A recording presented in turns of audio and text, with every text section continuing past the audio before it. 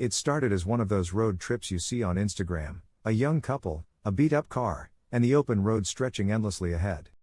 Ethan Ward and Lily Marin were both 26, college sweethearts from Portland who'd been together since sophomore year. They weren't rich, but they were dreamers, the kind of people who'd rather chase sunsets than pay rent on time. That summer, they packed up their silver 2013 Subaru Outback with camping gear, a few cameras, and a cooler full of snacks, setting out on what they called the Great Western Loop.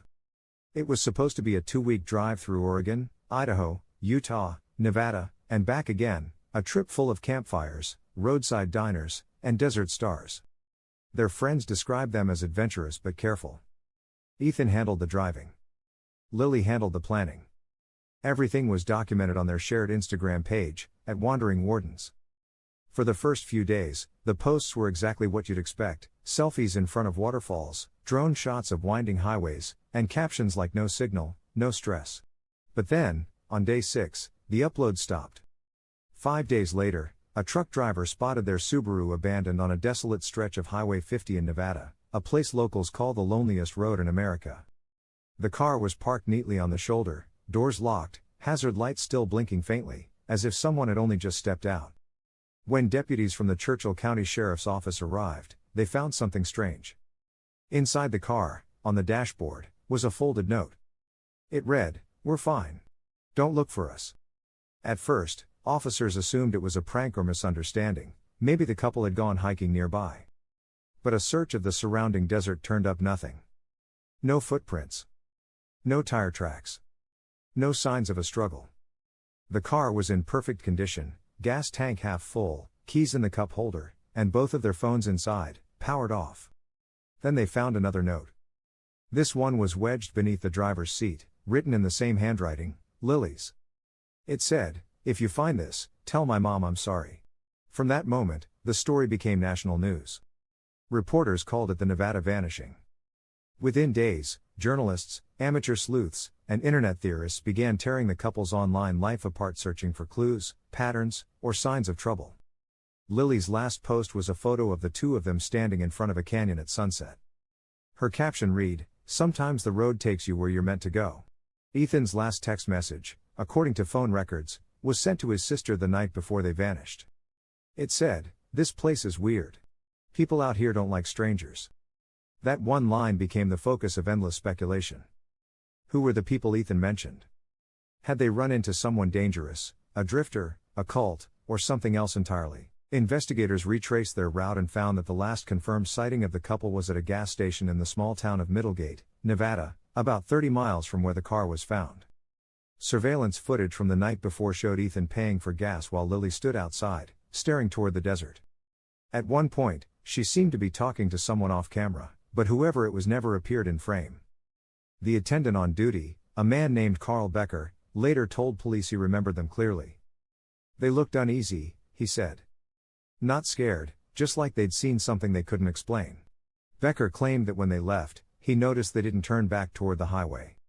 Instead, they drove east, toward a dirt road that led deep into the hills, where abandoned mines dot the landscape. That road wasn't on any map. For 2 weeks, search teams combed every inch of that area. They found remnants of old mining camps, burnt-out vehicles, even makeshift shelters used by off-grid squatters, but no trace of Ethan or Lily. Then, almost a month later, a hiker named Samuel Ortiz stumbled upon something. About 10 miles from where the car was found, he discovered a fire ring surrounded by melted beer cans and the remnants of a small camp. In the ashes was another note, half burned, but still legible. It said, "It's not what it looks like. They're listening." The handwriting again matched Lily's. Investigators rushed to the site, but whatever evidence might have been there, footprints, fingerprints, fibers, had long since been erased by wind and time. That note sent the internet into overdrive. Some people were convinced it was a coded message, "They're listening," referring to government surveillance, alien abductions, or a secret experiment in the Nevada desert. Others believed the couple had staged the whole thing, faking their disappearance for fame or money. But that theory fell apart quickly. Neither of their bank accounts showed any activity. Their passports were untouched. Their families said they had no history of running away or mental illness. And nothing about their online history suggested they were planning to vanish. 6 months after the disappearance, A group of volunteers using drones discovered something the police had missed, a shallow depression in the earth, about half a mile from an old mining tunnel. Buried inside was Ethan's backpack. Inside were a few personal items, a flashlight, a half-empty water bottle, and a small spiral notebook. Most of the pages were blank, except one. The final entry, dated July 14, read, "She's not the same. Keeps saying we shouldn't have talked to them. Keeps saying they're watching. I don't know what's real anymore." That was the last confirmed piece of evidence ever found. In the years since, theories have come and gone. Some believe they stumbled across something they weren't supposed to see, an illegal operation, maybe a cult, or a hidden community in the desert. Others think it was psychological, that the isolation, heat, and exhaustion pushed them into paranoia and delusion.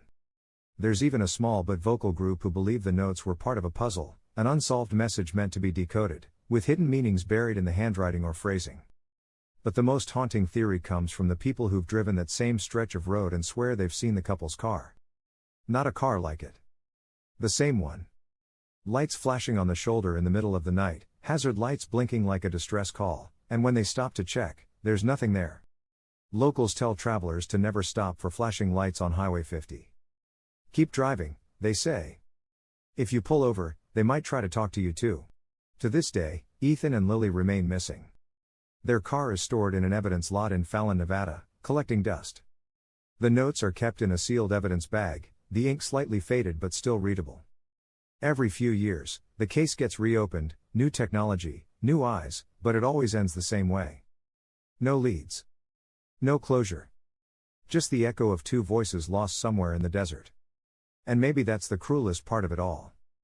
Because sometimes, the scariest mysteries aren't the ones we can't explain, they're the ones that feel like they could still be happening, somewhere out there, on a long empty road under a dying sun. And if you ever find yourself driving alone through Nevada, and you see a silver Subaru parked on the shoulder with its hazard lights blinking, maybe. Just keep driving.